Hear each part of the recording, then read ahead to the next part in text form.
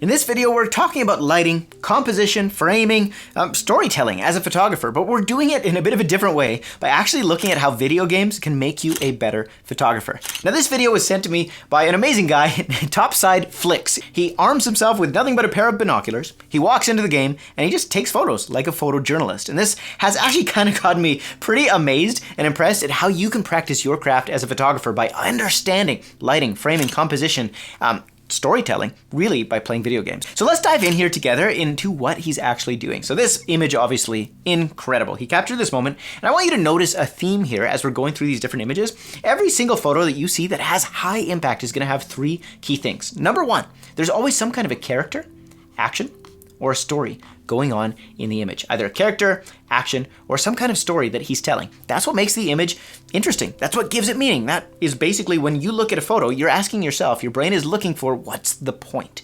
That's what this point number one is. If you don't have that, your photos are not going to really land. They're not going to be very compelling until you have some kind of a character, some kind of action, or some kind of story, in my opinion. We'll look at this together. Feel free to disagree. Number two, every great, amazing photo has great light. Light that is actually supporting the character, the action, or the story. So the areas of darkness, the areas of light, the color that is in your image, how does that actually enhance or take away from what you are photographing? And number three is going to be the rest of your composition. So how are you framing the image? What else is in the background, the foreground? What supporting elements are adding meaning or taking away meaning from your story? All these three things are what really are going to determine the main impact of your photo. So in this one, we have kind of all three. We have some action, we have a story, and we have a character. Here's our main character, okay? Now, what kind of light do we have to support this character? It's obviously very dramatic. We've got a couple things I want you to notice. The first is the actual color in the image. We've got two colors. We've got number one, which is the blues. There's basically various shades of blue in this image. We've got blue over here, kind of a bluish green. We got this navy blue over here. We've got blue. That's it. And then we've got this orange/red on her face, on this gun, and in the fire coming out of the gun. So, why is this important? This is important because I want you to notice this photo looks incredibly cinematic. Why? Because we've got some amazing lighting. We've got shadow on this side of her face that's actually facing the camera. Cinematic photos often have the shadow side of the face facing the camera. And the second thing is your eye knows where to look because the important things in this photo are separate colors from the background things in this photo. So if it's not super important, it tends to be blue, green, and dark. If it's very important, it tends to be the brighter part of the image and the orange parts of the image. Just tends to be in this particular photo. The other thing you can look for is the actual framing of this photo, the composition. Okay, so in this we've kind of got what I call a rule of thirds. So it's not quite perfect, but essentially we've got this kind of foreground over here, which is acting to frame in our character. Notice how it's dark. It's not super interesting. It's got some like natural lines, some geometry. Like it's not empty, but at the same time, there's nothing visually compelling you to look over there. Nothing distracting. It's all pointing towards this character over here. The other thing I want you to notice is that this third over here versus this third, this one is way bigger. Why? Well, it's because our character is actually looking in this direction. In cinematography, as we were filming on a shoot, we would call this looking room for the character. The direction the character is looking always has more room than the direction they are not looking. There's probably 2/3 more room over on that side than on this side. And if it was the other way around, if there was more room behind the character and the end of the frame were like right here, it would feel weird. They'd feel kind of trapped and just claustrophobic. And sometimes a director will actually use that to their advantage. But that's kind of what's going on here. We've got our main character. That's the action, the story, the main character. We've got amazing light, which is really serving to illuminate our character here while keeping the outsides of this image nice and dark and just visually mysterious, we could call it. And then we've got the framing. Obviously, this side is framing in and this side is framing in our character. So we've got a really compelling story with no distractions. So let's keep going, see if this theme actually keeps popping up. Okay, he's moving out the open. Oh, someone else is trying to kill him? Oh, yeah. Okay, I'm gonna throw the wolf pack. Okay, so here's what I want you to notice. Once again, we have a main character. That's this guy right here. And then we have amazing light. So we've got a mixture of highlight and shadow. Great photography often comes down just to contrast. It's putting something very bright next to something very dark. And by doing that, you illuminate and place the focus on what you want to see. Okay, and then in number three, our composition, again, we've kind of got a similar story here, where we've got this dark foreground element, which is separating and framing in the main action over here. And then on this side, again, we've got nice blues, and then we've got orange or red or whatever you want to call that color. So we've got 2 colors present. So it's really, really minimal. We're just focusing in on those 2 colors. We've got areas of very intense darkness, and then we've got very bright, and this silhouette of this monster caught in the exact moment that is the most compelling as this explosion is going off. And so much about great photography comes down to these 3 things, whether it's in a video game or real life. It's about finding great framing, great light, but also capturing that perfect moment, right? If this photo had been taken an instant later or an instant sooner, well, it wouldn't have had the same impact, right? The same is true for your portraits, your weddings, whatever it is that you're shooting. Finding that great moment and developing that skill of being able to time it is so important. Okay, let's keep going. No. Is that you shooting the hornet or someone else? Nope. Yo, I'm chill. Don't worry. There's 2 teams here.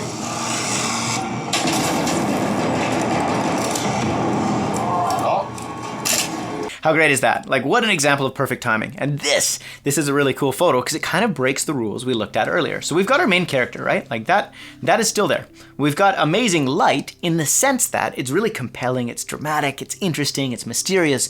However, this is what I want you to notice. This is our main character, right? I'll put a C on him. What do you notice about him? He's pure black, right? He's just an outline, and the background, which is actually the less interesting part of the scene, is the part that's lit up. Why is this done? Well, because this character is so black, what we do is we create a ton of mystery, right? It's more interesting. And it also adds to the emotion of the moment, right? Like, this is not the time for everything being well lit all of the time. This is the time for, like, actually showcasing the kind of the horror, the angst, the mystery. And because the light is telling that story, it backs up the moment and makes it much more significant and much more effective. So oftentimes, if you watch more cinematic movies, whether they're just more artistic in nature or whether we're watching something that's more of a thriller or a high-paced action, they're going to do more of this. Instead of the character being super well exposed, they will try and put the character in shadow because it adds to the feeling of mystery and suspense. And so that's something that I see a lot of photographers do. Honestly, a little bit more boring and wrong at first because you're taught, oh, whatever you're shooting has to be well lit, has to be properly exposed. But if you want to showcase emotion, oftentimes that's found more in using shadow than it is in actually adding light. Okay, so on this beam right here, you'll see there's a little pocket of light. Let's go stand in that. Like, over here? Right over here, probably, is what he's looking for. Yep. Ha! Look at that. So amazing. Okay, so what do we have? We have a main character right here. We've got amazing light, so it's coming down, and he put this character specifically into this pocket of light. Why? Well, obviously, because it's going to place the subject in the brightest part of the image, which draws your eyes to them. But I want you to notice something. The shoulder, super, we'd almost call it overexposed, very bright, grabs your eye, but the actual skin, the face of the subject here, it's more in shadow than it is in light. So it's framed, like on the top and the side here, we've got some back and side light, but the actual part that's facing the camera is in shadow, and that's what makes it feel so cinematic. The other thing is we've got, again, an amazing, beautiful background. If I were to guess, this is somewhere around 105 millimeter lens or higher. So it could be anywhere from there to 200 millimeters. And what that's doing is it's compressing the background. It's shot wide open, so this might be at like 1.4, 1.2, 1.8, something with a very basically low f-stop is giving you this really compressed, because it's long focal length, it's giving you a compressed image, which makes the background just kind of mush together and smush, and it's also giving you this obvious beautiful bokeh and out of focus. And having this snow here in the foreground, like, holy crap, that just adds to the moment, right? Imagine this photo without the snow. Wouldn't be anywhere near as interesting. There it is. Oh. Okay, there's another one, probably similar scene, very similar location, except for he just changed the perspective. So oftentimes, a great photo is not about capturing something no one's ever captured before. It's about showcasing something in a new and fresh way that you maybe haven't seen it before. It's finding a new perspective of a common or an old thing. And so in this case, the camera is underneath our subject, and we've switched to a wide angle. So this could be anywhere from a 24mm to a 35 millimeter lens. So we've got a nice wide frame. But again, what I want you to notice is we've got a main character, and there's some kind of action going on. They're looking at something, but we don't know what it is. It's kind of interesting because the camera is looking up, but the character is looking down. That's sort of an interesting visual element to me. We've also got these leading lines. We've got these pillars that are pointing towards our subject. So your eye is just naturally drawn in this direction towards our subject. The third thing that I'm noticing is, again, we've got basically just one color going on with like a little splash of red. Okay, so there's like a little red on this character here, but for the most part, it's just monochromatic blue, just different shades of blue. And because of that, it feels so much more cinematic. It feels cohesive. again, one of the things in a lot of kind of rookie photographers, I'm gonna say, I notice is they tend to have too much going on in their shots. So this one has one character, we've got one scene, one kind of action point. It's very obvious where you're meant to look and what the story is. But imagine if there's another guy here standing with a gun, and there's somebody kind of descending with a grapple, and they were kind of hanging on this rope, and maybe there's a searchlight over here, and like some kind of a flashlight popping up, and up in here there's somebody making grilled cheese out of a window, okay?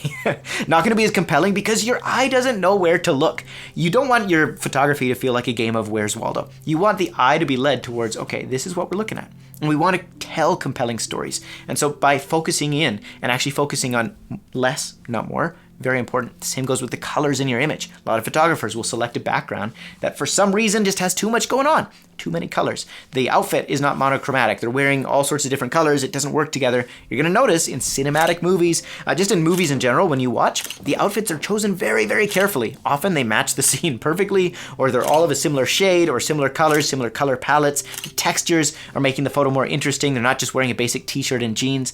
All these things tie in, and it's these little details that make for cinematic, compelling photography.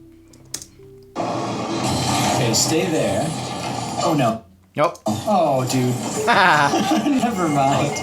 We got it. Oh my god. Go back to this. Fun fact, that would actually be a really, really sick screenshot.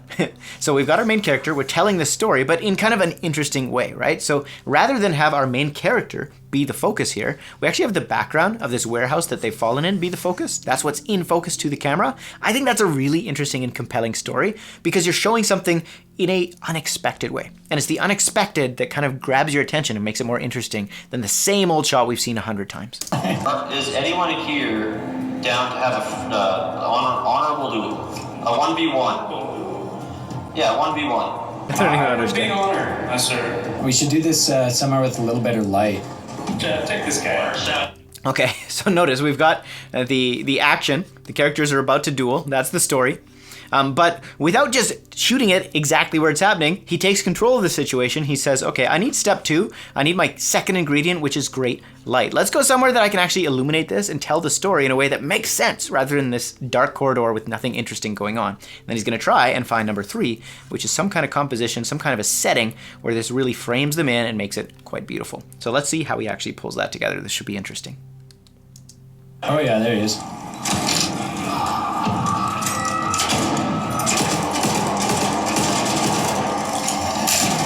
Okay, so we don't have an honorable duel, but what we do have is a really incredible moment, right? So what I want you to notice, a couple of things, all right? There's one main character. Even though there's 2 characters in the scene, this is clearly the one that is kind of the center point, the focal point of the story. This guy, illuminated by the light, so he's being eclipsed, makes that very interesting. You could also argue that he's sort of in shadow, even though he's well lit, because the parts behind him are brighter than him. That's what makes it a little bit more cinematic. Second thing, he's got his supporting actor here, who the gun, leading line, going towards this character. We've got this nice foreground action. We've got layers. That's something as a photographer, you can really improve your images instantly by just adding depth. If you are taking a photo of something and everything is the same plane, the same distance from you, it's gonna be way less interesting than if you have different layers. Think foreground, think background, and think middle ground, okay? Now, it doesn't mean that your subject always has to be in the middle of those 3 things. The subject could be this guy right here if this weren't here, right? But having those 3 elements, adding depth to your compositions will instantly improve your photos. On your marks, get set, Oh, it's the honorable duel. It started. duel. Okay, that's sick. Love that edit. Okay, notice how, compared to the original screenshot versus this actual edited photo, he's brought out the blues, just really enhanced them, brought out the reds as well, and desaturated everything else. So we've got 2 colors going on here. We've got blue and we've got red. And I guess you could say this is kind of like an orangey yellow, but we're gonna call that red so that I'm more right. And then we've got this amazing action moment. So at the end of the day, more important than your composition, more important than your framing, more important than your camera settings, I truly, truly, truly believe the moment, the action, the character, and the story, those are the most important things. If you can get this, trumps everything else. If you can have the great lighting and the great composition, those help. But finding the right moment, having that timing, developing that as a photographer, gonna matter so much more in your images. So let's watch just a couple more and see what else we can find.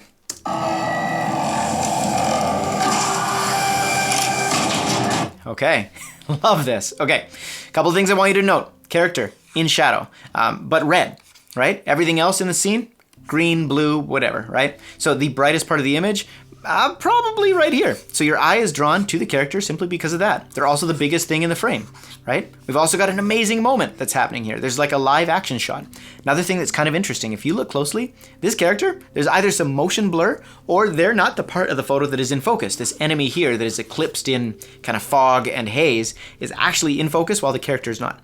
This is another kind of rookie mistake or something that can take your photos to the next level when you start thinking about the fact that it's about the story, not about the character, right? Story trumps character. So the character is serving to tell the story.